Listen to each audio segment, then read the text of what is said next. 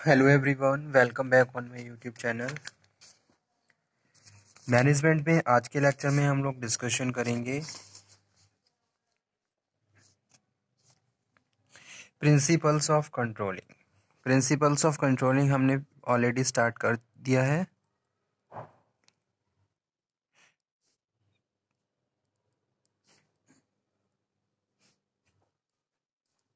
Controlling का topic already हम discuss कर चुके हैं। Today we are going to start the main principles of controlling. Whenever you are proceeding controlling which principles you must be apply so you can easily and efficiently control your organization। ठीक है, तो certain principles हमें control करने होते हैं, follow करने होते हैं, तभी जाके हम बेटर तरीके से ऑर्गेनाइजेशन में कंट्रोलिंग के फंक्शंस को परफॉर्म कर सकते हैं और एफिशिएंसी और इफेक्टिवनेस को इम्प्रूव कर सकते हैं। ठीक है, so again I am explaining what is the mean of controlling. सबसे पहले हम ये समझ लेते हैं कंट्रोलिंग का मतलब क्या होता है। तो यहाँ पे मैं एक सिंपल सी डेफिनेशन भी लिख देता हूँ ताकि इजिली आप उसको अंडरस्टैंड कर सको। ठीक है, तो कंट्रोलिंग क्या है? कंट्रोलिंग, एक मिनट रुकिए। So controlling is the process of ensuring that organisation is moving in the desired direction.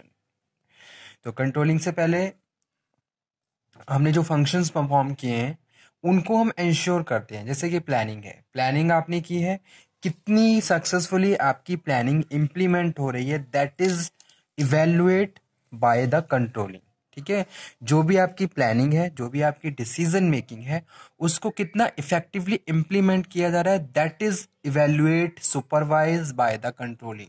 ठीक है, उसी को हम क्या करते हैं? इंश्योर करते हैं, और वहां पे जहां जहां कंट्रोलिंग की रिक्वायरमेंट है, करेक्टिव एक्शंस की रिक्वायरमेंट है, करेक्टिव एक्शंस भी लिए जाते हैं ताकि हम अपनी डिजायर्ड डायरेक्शंस में मूव कर सकें। तो इसी को इंश्योर किया जाता है कंट्रोलिंग के थ्रू।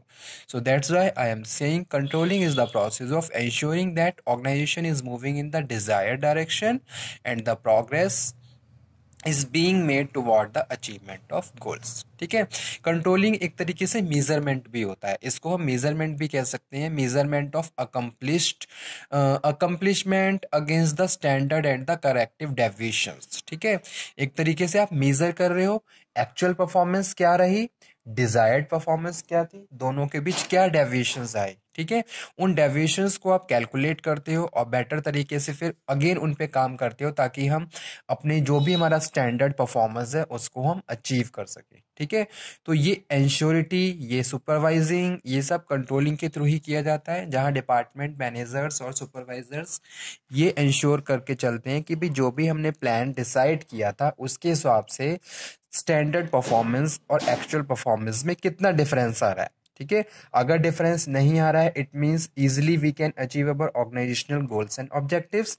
अगर डिफरेंस आ रहा है, what kind of corrective actions are required, that actions must be considered so we can easily achieve organizational goals and objective। ठीक है, तो उसी लिए हम कंट्रोलिंग को प्रोसीड करते हैं। Now we are going to start main topic, that is principles. अब जब भी हम कंट्रोलिंग करते हैं तो कौन कौन से मेन प्रिंसिपल्स फॉलो किए जाते हैं? अगर हम कंट्रोलिंग कर रहे हैं तो कुछ प्रिंसिपल्स हमें फॉलो करनी होती हैं जिसके हिसाब से हम बेटर तरीके से कंट्रोलिंग को प्रोसीड कर सकते हैं। ठीक है, अगर हम इन प्रिंसिपल्स को फॉलो नहीं करेंगे तो कहीं ना कहीं इसका एक नेगेटिव इम्पैक्ट हमारे फंक्शंस पे पड़ेगा। ठीक है, तो सबसे पहला प्रिंसिपल है flexibility. First principle is flexible होनी चाहिए, फ्लेक्सिबिलिटी। आप जो भी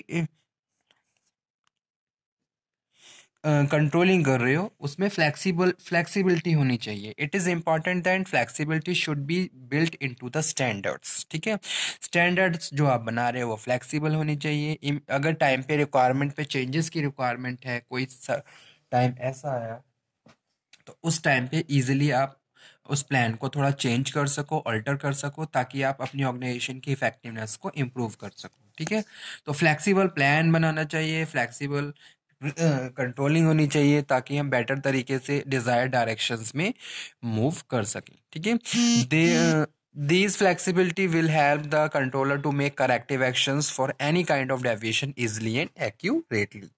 ठीक है, जितना ज़्यादा फ्लेक्सिबल प्लानिंग होगी उतना ही बेटर तरीके से हम फ्यूचर में करेक्टिव एक्शंस ले सकते हैं. ठीक है, so this one is first principle. Second one है सुटेबिलिटी.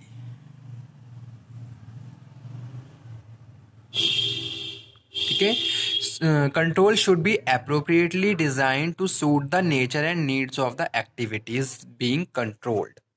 क्या एक्टिविटी कौन पर्सन किस तरीके से परफॉर्म कर रहा है उसी के हिसाब से हमें कंट्रोलिंग को प्रोसीड करना होता है. आप सेम तरीके से हर वर्कर को कंट्रोल नहीं कर सकते. जो अलग ऑर्गेनाइजेशन में प्रिंसिपल्स डिवीजन ऑफ वर्क को फॉलो किया जाता है. हर बंदे की डिफरेंशिएट जॉब होती है. ठीक है, उसका डिफरेंट जॉब है, उसका फंक्शन अलग है. तो हमें कंट्रोलिंग के लिए भी डिफरेंट एस्पेक्ट और डिफरेंट तरीकों को यूज करना पड़ता है, तभी जाके बेटर तरीके से हम इसको प्रोसीड कर सकते हैं. ठीक है, तो सुटेबिलिटी होनी चाहिए. किस जॉब को किस तरीके से कंट्रोल किया जाएगा उसके लिए एक डिफरेंट प्लानिंग होती है और एक डिफरेंट तरीके से हम डिसाइड करते हैं. ठीक है, so this means the different types and the scales of activity need different types of control. ठीक है, थर्ड वन प्रिंसिपल है रिस्पॉन्सिबिलिटी फॉर कंट्रोल. जैसा कि हम already principles management of principles में पढ़ चुके हैं रिस्पॉन्सिबिलिटी के बारे में. तो रिस्पॉन्सिबिलिटी फॉर कंट्रोल. ठीक है, control are to be design and related to managerial positions at the various level of organisations to facilitate corrections of deviation from standards. ठीक है, तो यहाँ पे मैं बात कर रहा हूँ किसकी, रिस्पॉन्सिबिलिटी की. Every department manager is responsible to control their department and proceed their department function and activities and operation in very effective and efficient manner. Okay, तो एक तरीके से क्या है, अगर कोई भी बंदा ऑब्लिगेटेड है अपनी जॉब के लिए, इट मीन्स के बेटर तरीके से आपने क्या करा, उनको कंट्रोल कर रखा है. जब भी हम ऑर्गेनाइजेशन की बात करते हैं तो ऑर्गेनाइजेशन में आप वर्कर्स को रिस्पॉन्सिबिलिटी देते हो, अथॉरिटी देते हो. ठीक है, और उसको ऑब्लिगेट बनाते हो अपने टास्क के लिए ताकि वो बेटर तरीके से अपने टास्क को परफॉर्म करे. तो कहीं ना कहीं जो रिस्पॉन्सिबिलिटी आप ट्रांसफर कर रहे हो अथॉरिटी के साथ, वो भी क्या है, कंट्रोल कर रहा है ऑर्गेनाइजेशंस के जो भी फंक्शंस हैं उसके हिसाब से. ठीक है, उस वर्कर को वो बेटर तरीके से अपने आप काम करेगा. उसकी जॉब क्या है, उसकी जॉब का नेचर क्या है, क्या रिस्पॉन्सिबिलिटी आपने उसको दी है, that is the mean. Fourth principle है इकोनॉमी. इकोनॉमी कह लीजिए. ठीक है, economy control should be economical. Economical control होना चाहिए. Control must be worth their cost, और कॉस्ट ऑर्गेनाइजेशन के लिए मोस्ट इंपॉर्टेंट फैक्टर है. कॉस्ट ही को यहाँ पे हम कंट्रोल कर रहे हैं इनडायरेक्ट मैनर में. ठीक है, अगर मैं प्रोडक्शन की बात करूँ तो प्रोडक्शन में हमें ये देखते हैं कि भाई कैसे हम कम से कम कॉस्ट में ज़्यादा से ज़्यादा आउटपुट जनरेट करें. ठीक है, तो जब भी हम कंट्रोलिंग के फंक्शंस को परफॉर्म करते हैं तो ऐसा नहीं है कि आप एक नई कॉस्ट इनकर्ट करेंगे. नो, जो भी आपके पास ऑलरेडी रिसोर्सेज है उनको ही यूज़ करके बेटर तरीके से आप कंट्रोलिंग को प्रोसीड करें ताकि एक न्यू कॉस्ट वहाँ पे जनरेट ना हो. ठीक है, तो जो कंट्रोलिंग है वो इकोनॉमिकली भी प्रॉपर होनी चाहिए. The control technique be to be used must justify the expense involve. Okay, उसके बाद नेक्स्ट जो प्रिंसिपल है फिफ्थ नंबर पे वो है रेमेडियल मेजर.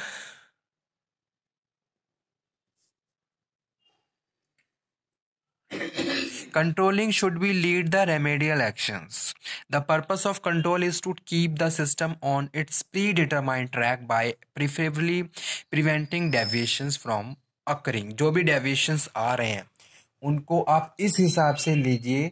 जो भी डिफरेंसेस आ रहे हैं उनको अगर आप चेंज कर रहे हो तो वो चेंजेस ऐसे होने चाहिए ताकि जो फंक्शंस है वो अपने राइट ट्रैक पे आ जाए. ठीक है, कभी कभी क्या होता है ऑर्गेनाइजेशन में लोग जो वर्कर्स काम करते हैं, काम करते करते वो बहुत ज़्यादा कैजुअल हो जाते हैं. That time you have to focus and you have to supervise that workers so they can easily come to their right track. वो अपने राइट ट्रैक पे आ जाएं और बेटर तरीके से जिस पर्पस के लिए उन्होंने ऑर्गेनाइजेशन को ज्वाइन किया है उसी हिसाब से सर्व करें. ठीक है, तो ये सब चीज़ें आप तभी करते हो जब प्रॉपर आप कोई रेमेडियल एक्शन लेते हो। तो जो भी एक्शंस ले रहे हो वो इस तरीके के होने चाहिए ताकि उनको फॉलो करने के बाद ऑर्गेनाइजेशन अपने डिजायर्ड रिजल्ट्स को अचीव कर ले। ठीक है, तो ये प्रिंसिपल भी मस्ट बी फॉलो होना चाहिए रेमेडियल एक्शंस का। ठीक है, और उसके बाद है डायरेक्ट कंट्रोल। नेक्स्ट प्रिंसिपल क्या है? Direct control. डायरेक्ट कंट्रोल होना चाहिए मैनेजर और उनके सबऑर्डिनेट्स के बीच में। ठीक है, डायरेक्ट कंट्रोल बहुत ज़्यादा इन्फ्लुएंसिव होता है, इफेक्टिव होता है, वैल्यूएबल होता है। अगर वही उसी कंट्रोल को आप किसी मीडिएटर्स के थ्रू इम्पोज करेंगे तो उसकी इफेक्टिवनेस कम हो जाएगी। ठीक है, जैसे कि अगर मैनेजर खुद से इंस्ट्रक्शन दे रहा है तो उसका एक बहुत ज़्यादा इम्पैक्ट पड़ता है वर्कर्स पे, लेकिन अगर वही इंस्ट्रक्शंस किसी मीडिएटर्स के थ्रू वर्कर्स तक पहुंचते हैं तो उनकी वैल्यू और उनकी इम्पोर्टेंस थोड़ी थोड़ी कम हो जाती है। ठीक है, तो इसीलिए डायरेक्ट कंट्रोल प्रिंसिपल भी फॉलो होना चाहिए। और उसके बाद नेक्स्ट है prompt reporting. Reporting also very important function of the organisation. Reporting day to day reporting होती है, वर्कर्स अपने मैनेजर को रिपोर्ट करते हैं, सुपरवाइजर्स अपने प्रोडक्शन मैनेजर्स को रिपोर्ट करते हैं। पूरे दिन में जो भी टास्क हुआ है उसकी फाइनल एक रिपोर्ट बनाई जाती है और उसको रिपोर्ट को डे टू डे सर्कुलेट किया जाता है मैनेजर्स को, जनरल मैनेजर को, ताकि चीज़ों को टाइम पे इवेल्युएट किया जा सके कि भाई आज हमने कितना टारगेट कंप्लीट किया, कितना हमारा स्टैंडर्ड था, कहाँ तक हम अचीव कर चुके हैं। तो प्रॉम्प्ट रिपोर्टिंग होनी चाहिए। Control should B report deviation promptly. Timeliness is the essence of control. Ideal deviation should be anticipated and preventive action should be taken. और जहाँ जहाँ preventive actions लेने की requirement है वो भी लेने चाहिए। ठीक है, तो ये प्रिंसिपल भी बहुत important है। तो आज का हमारा जो टॉपिक था वो यही था, principles of reporting controlling sorry. तो कंट्रोलिंग के ऑलमोस्ट सारे प्रिंसिपल्स हमने कवर कर लिए हैं। और एक लास्ट जो रिमेन है वो है सेल्फ कंट्रोल।